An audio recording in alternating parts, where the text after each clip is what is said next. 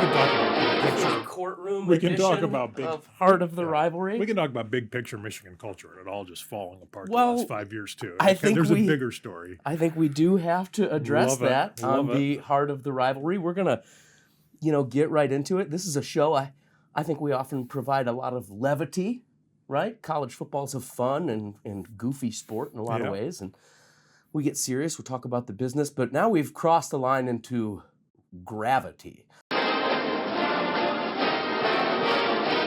So this is the Heart of the Rivalry. This is the Blades College Football Show that covers 4 paragons of college football in Bowling Green and Toledo, Ohio State, and Michigan.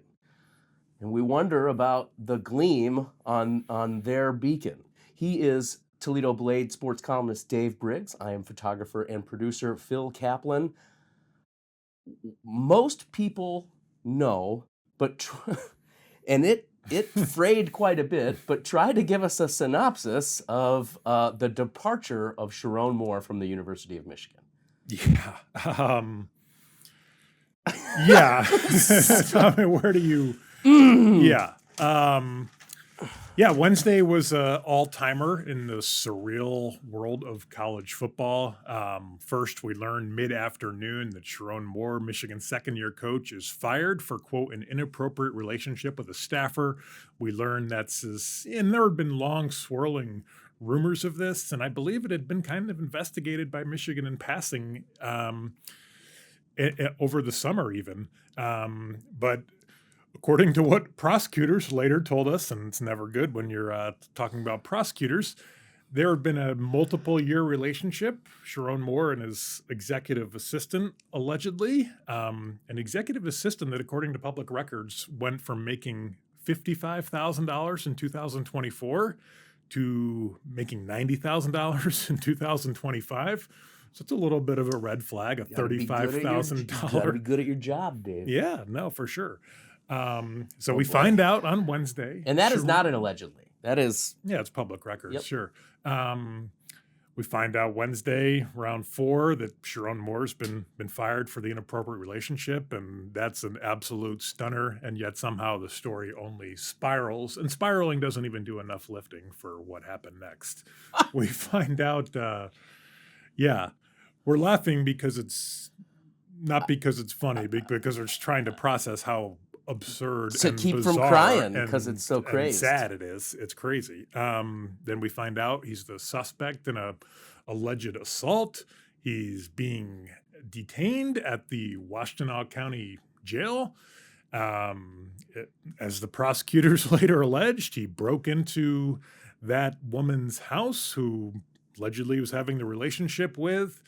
He gets out the details are crazy. As he gets out a butter knife, he threatens to kill himself. He tells the girl, "You've ruined my life." Just as dark of a spiral as you could ever imagine. And yeah, just a sad and stunning fall from grace. And I was talking to you and some other people. It's like as crazy as this seems in the moment that the Michigan coach began the day preparing for a bowl game and ends the day sitting in jail, I still don't know if we can fully appreciate in the moment just how completely bonkers this is. Like, I feel like 5 years from now we'll be like, wow, that was even more incredible and sad than it even felt in the moment, because it's hard to process it. We've never quite seen anything like this at Ohio State or Michigan. You just think about the image of him doing that video arraignment. Just a sad, broken person. The way that you woke up one day versus 24 hours, how you wake up the next day, that is a brutal fall from grace. Not to put Sherrone Moore up front, obviously his wife and kids, and this assistant who has been rolled along with it. There's tragedies anywhere you can look, but with all of that, and under the entire umbrella of allegedly, that is fine. So all of that, with everything else that has surrounded Michigan, both in the immediate and sort of intermediate history, Dave, is Michigan a dirty program? it is crazy when you look at the culture of Michigan football the last 5 years. I think back to, I guess it was Jim Harbaugh at Media Day in 2021.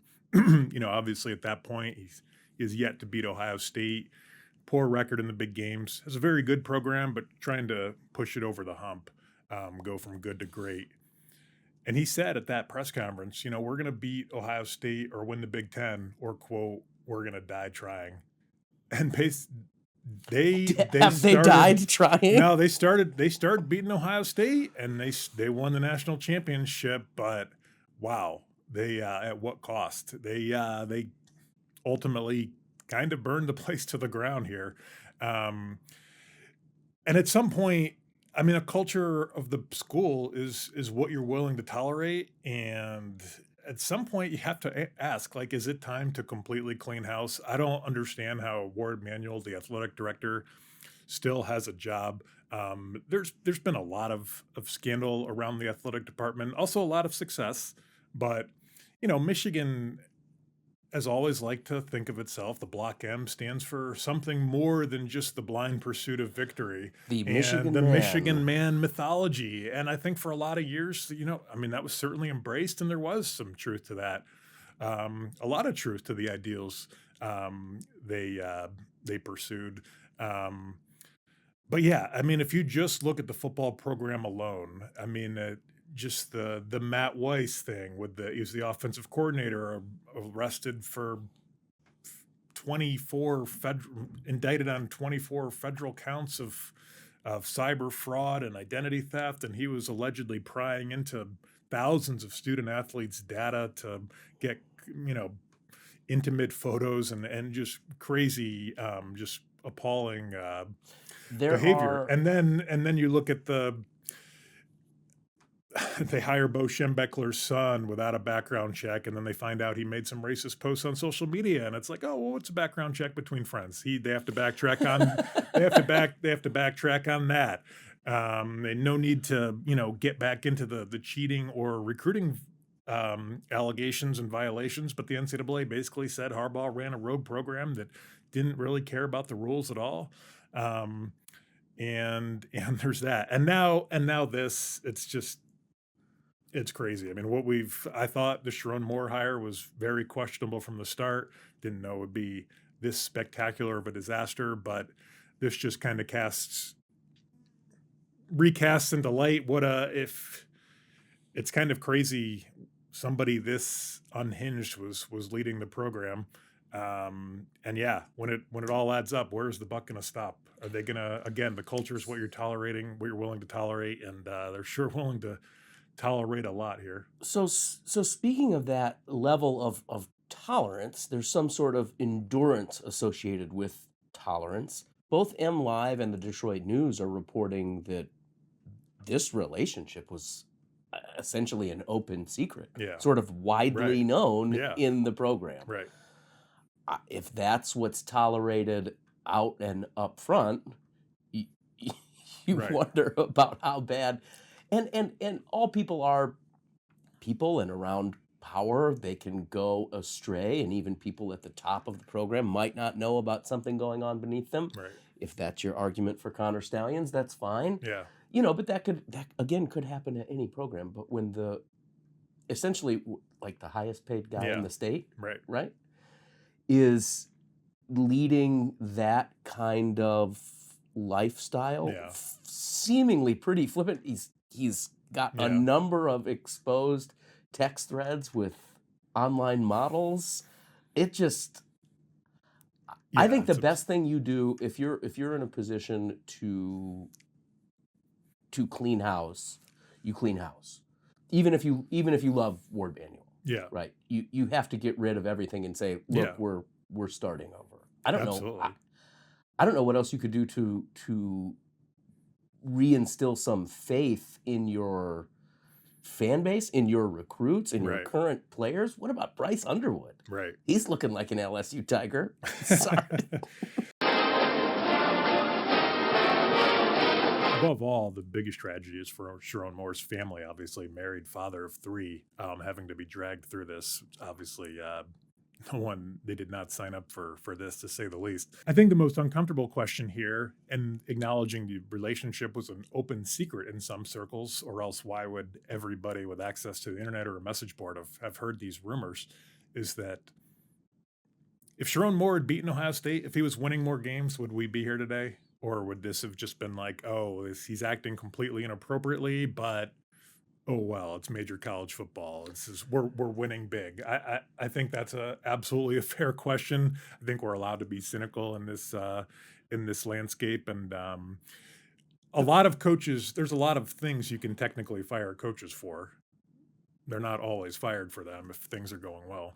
I want to just let you, as we enter this speculative hypothetical space, just want to be clear that this is a hypothetical speculative space. It's a loosey-goosey podcast. Had he won, yeah, of course that's a much larger panacea. Right.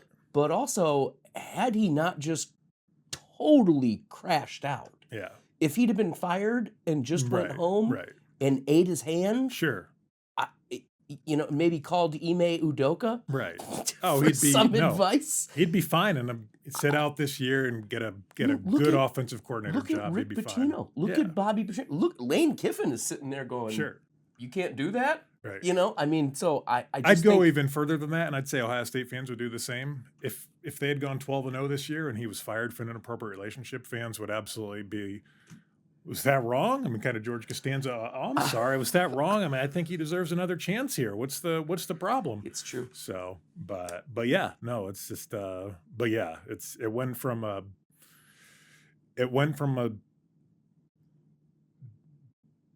sad story to a dark, and yeah, it's just. Well, let's put on the rose-colored glasses. Okay. How does this galvanize your team for a bowl game against Texas, right? What is the silver lining here for the future of your program? Or is it just, are we too close to the wound to even see those things? Biff Poggi, that's a silver lining. Yeah. There's no silver lining for this year. I think they're going to get smoked in the bowl game. Biff Poggi? By Texas, Biff Poggi. Can you imagine if Biff... We're recording this on Monday, so Michigan might have a new coach by the time this comes out. But you don't think they're going to ride with Biff? Yeah, they might. That would be world, man. That would be pathetic, and it would. You're going to hire the guy who was kind of Harbaugh's right-hand man at the end of the Harbaugh era to coach the team. That would really tell you're serious about a new culture. But Jed Fish, the Washington coach, is the betting favorite now. Few coaches have probably used the Michigan job for a little leverage. Kenny Dillingham would have been my top choice at Arizona State, well, along with Kalen DeBoer at Alabama. Sounds like Dillingham is signing a big new deal to stay home in Arizona. And Kalen DeBoer, despite almost all Alabama fans wanting him fired, he might get a freaking extension at Alabama because of the Michigan job. Just so... I don't know. Yeah, those are what they call that market forces. Yeah. No, I mean think about how many coaches Penn State got raises. I mean, that was Signetti, Jeff Brom, Mike Elko at A&M. So it's going to be a similar deal with Michigan. Bad timing for a search to happen. I think Matt Campbell would have been the obvious top candidate. Who would have, I'm sure, if he's going to take the Penn State job, I'm sure he would have loved to go to Michigan. So. Poor timing for Michigan, bad situation all around, and I don't know if there are any silver linings here, other than you probably will upgrade as head coach regardless. It is, I mean, even with this, it's a coveted job. I mean, and that's what makes the situation so sad. Also, you have a guy who's basically he's been handed a dream job, right? And born on third base, flushes it away. He was born on third base, I guess you could say that. You could say that now. Where is he now? Sherrone Moore? Yeah. Is he just, I mean, what is he? I don't know if he's still, I don't know if he's still in Saline. I don't know. No, I mean, he's, if he was born on third base, is he, he's being run down in a pickle. Yeah. He's being run, and he's out. Between home and first base. He's out, and then they discover he has pine tar all over his pants, and he's ejected. Oh, my. tough story to talk Yeah, about. yeah, yeah. Because you want to make some jokes, but not you But don't. it's But you so don't want to make it's jokes so because it's sad. sad. It's more sad than anything. But it's also so Right. crazed. Yeah. No, Okay. you don't want to make jokes. You can make it the jokes. I'll be the serious person. Yeah, you're No, definitely no. you're the straight man, given the court reporter brief. You're Doug Llewellyn for today. No, That's a I'm- deep cut joke for my People's Oh, Court my fans. God. Okay, this episode of the Heart of the Rivalry, not the People's Court, is brought to you by Renewal by Anderson and Dale's Bar and Grill in Maumee. Renewal by Anderson, the window replacement experts backed by over 120 years of quality and craftsmanship from consultation to installation. Renewal by Anderson makes upgrading your home easy, beautiful, and worry-free. And of course, Dale's Bar and Grill in Maumee, whether you're looking for a table for the whole family or just a bar stool to catch the game, Dale's has you covered with a full menu of sandwiches, wraps, and salads. Combine that with 21 beers on tap, and there's something everyone can enjoy. We thought that this might be a stretch show. What are we going to do here with this middle show? We're not quite to a bowl game. And we have one coach in one of our programs ousted in chaotic, spectacular, comet bursting in the atmosphere fashion. And we're welcoming Mike Jacobs, who I met at the airport Yeah. to take his pictures. He got off a chartered plane. There's our man. There's Mike Jacobs from Mercer.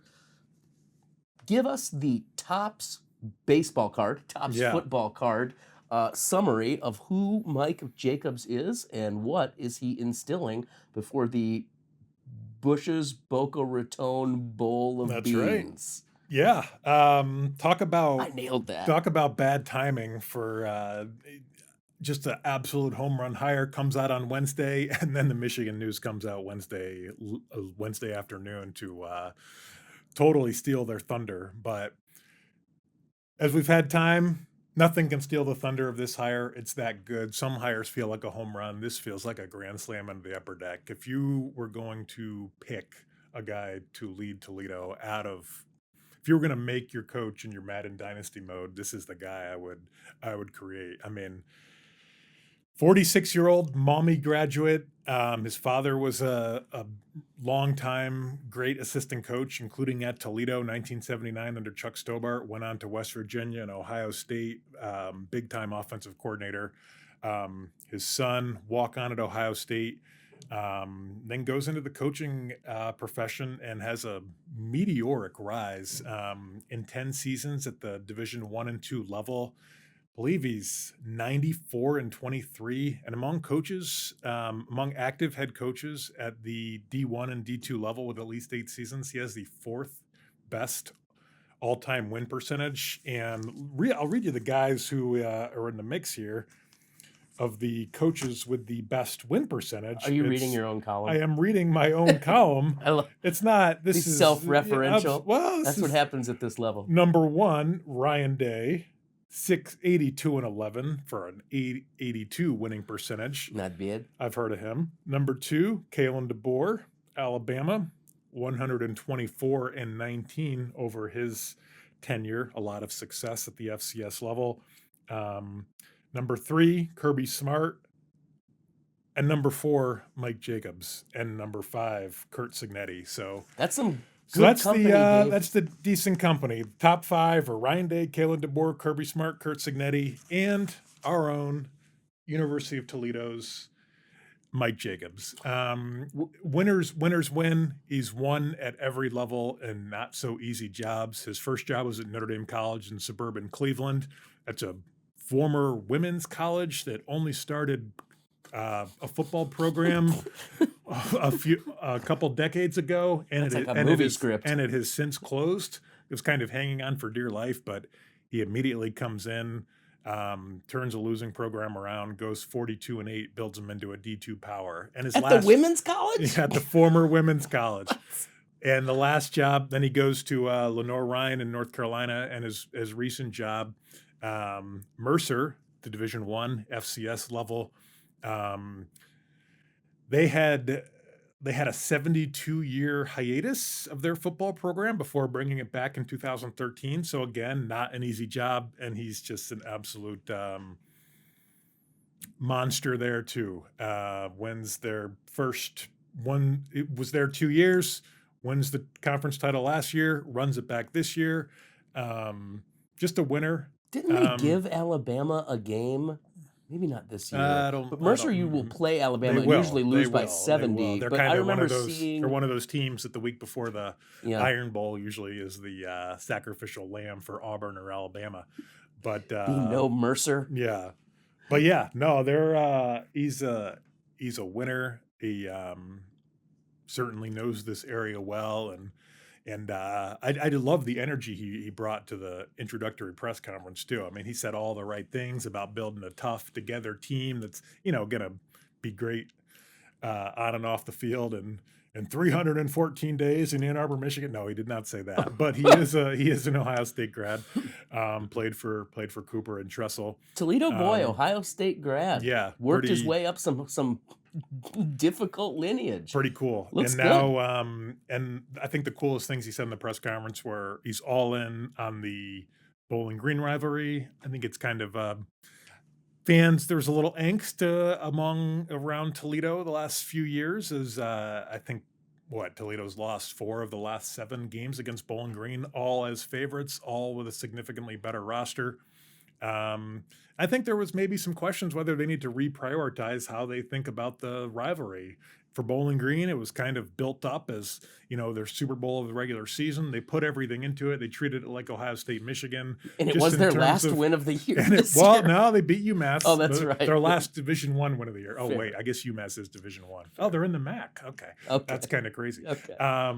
But yeah, so he said all in on that. It's not just another game, which is ironic because his former coach at Ohio State, John Cooper, was scorned for treating Michigan like another game at the end. But yeah, they will. They're going to be all in on that, and they're all in on the biggest expectations. He twice mentioned the college football playoff in the opening press conference. I think a lot of coaches shy from expectations, just maybe as a defense mechanism in case you don't get there or whatever. He sprinted toward the crucible and said the college football playoffs is the destination. That's where we're going. And it's going to depend on the buy-in from the community and the players of how fast we're getting there, but that's where we're going. And I asked him afterward, off to the side, like, why say that? It's a lot of, that's swinging for the moon there and kind put of a target on yourself, putting it out there. And he said, why not? Why not put it out there? You got to have scary goals to get the best out of your team, and or else you're going to get complacent. And the way Toledo's investing in our football program, that's in line where our goals should be. And I think that's awesome. I mean, you look at, he did more with less at his previous jobs. Now he has the chance to do more with more. Toledo has kind of written about they're uniquely situated in the MAC. They might not have the best practice complex in the MAC. It's good, probably 4th, 5th, 6th in the league, but they have the best of everything else. The best stadium, the best fan and corporate support, the best operational investment, and now the most invested in the revenue sharing era. So I think relative and they're located in a football hotbed. So relative to the rest of the league, Toledo is incredibly situated. And once you're situated well in your league, that means you're situated to be one of the top G6 programs. So I think it's a realistic goal. And I think it's great he's putting it out there. No sense in aspiring to anything less. If not Tulane and James Madison, why not Toledo? Yeah. And I don't think this James Madison team that's going to the playoff is more talented than the Toledo roster we saw this year. So when I watch that first game, I'll be putting my Toledo glasses over top of James Madison's uniforms. Yeah, they certainly got way better results. I just don't know if they're more talented. You want to talk about Jeremiah Smith getting shafted on the Biletnikoff Award? I mean, really? So he's named Jeremiah Smith named the best receiver in the Big Ten, but not the best receiver in the country, losing out to another player in the Big Ten. I don't understand that. Now, the kid from USC Malachi? Yeah, he's great. He's a great player. Without a doubt. Yeah. But how does that work? I don't know how that works. Okay. Okay. So this final preview. I'm not a voter. I actually am a voter, but I didn't vote. Just because we talk about college football and he covers it for a living, doesn't mean he knows anything about it. It's true. It's fair. It's fair. But the All-Americans did come out today, and Emmanuel McNeil Warren from Toledo is an AP All-American. First or second? Third team. I voted him first team. I know a few others did. Once you're All-American, baby, it don't matter. No, absolutely. He's only the 11th All-American in University of Toledo history, joining Quinyon Mitchell was the most recent one, but only a couple in the last 20 years. So pretty cool. Quinyon went first round. He did. I think E-Man's going to be top 2 rounds, and I think he's going to be an absolute star in the NFL. So yeah, cool to see. And I believe Jeremiah Smith did get first team AP All-American though. Oh, so that's a nice consolation prize. Sure. Yeah. You think they just gave it to him? Here you go, kid. Haven't really heard of you. The award season of college football and Dave's expertise, of course, brought to you by Renewal by Anderson and Dale's Bar and Grill in historic Uptown Maumee. Catch all the college football action as well as NFL playoffs at Dale's, one of the premier Buckeye bars in Northwest Ohio. Wolverines still welcome, despite everything. No, just kidding. Did you see Uncle Phil out there in the NFL this weekend? Did you watch that field goal fest between the Colts and the Seahawks? Oh, no. It was pretty cool to see him go out there and almost get it done. Did you see he coaches a high school team. Did you see his players back home in Alabama just going nuts for him? That was pretty awesome seeing. It was. That is why we love sports. I know. Okay, so we're also brought to you by Renewal by Anderson. If you're ready to transform your home with Renewal by Anderson, buy one window or door and get another 40% off, but only through the end of the year. Schedule your free consultation today at renewalbyanderson.com. Toledo, of course, will lose plenty of guys in the transition, as any school would, but they're all in for one last ride. And Coach Rob Weiner is a guy who, just like Jason Candle, inspires a ton of loyalty. They love playing for him. They want one last ride together. And everybody, pretty much, including E-Man, Emmanuel McNeil Warren, is planning to play in the game. I don't know about Tucker Gleason, the quarterback. He was in street clothes today. I stopped by practice. He kind of went down with a concussion in their final game, so I don't know about him, but everybody who can play will be out there, and Louisville will be a tough challenge, but it'll at least be fun to watch. This isn't always fun to watch. This isn't a operation in chaos, which it very easily could have been. You have said on our previous show that you would not take Toledo to defeat Louisville. I would not. Even now? Even now. That'll be a tough road to hoe. Give us a score, as the kids say. Is that what are the kids in the agrarian slang these days? Yeah. Give me the score. Probably Louisville 24, Toledo 6-7. No, I just wanted to do now I was just thinking of the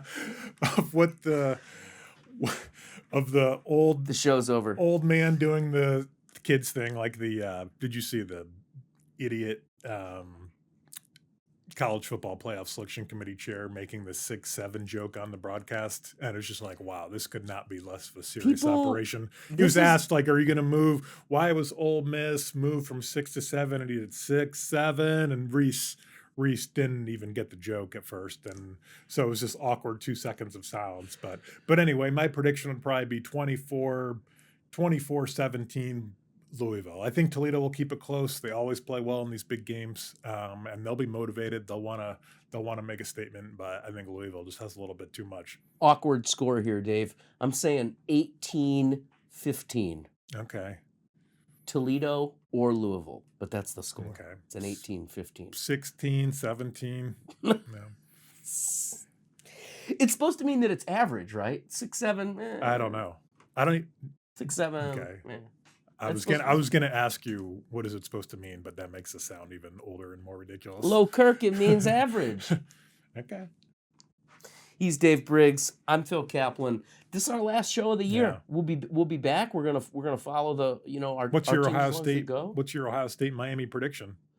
I think they are going to play Miami. Yeah. And I think that's going to be a tough game. I think Ohio State wins, but I think it's like a 24-20. 3-4 touchdown. Oh, okay. Yeah, I mean, I think that's probably their closest game of the year. Since Texas, I guess. Since the field goal game against Indiana. Well, I'm not even counting that. Oh, okay. No, I'm just kidding. Oh, that makes sense. 13-10. They have to lose Yeah, 13-10. That's yeah. what rockets them in.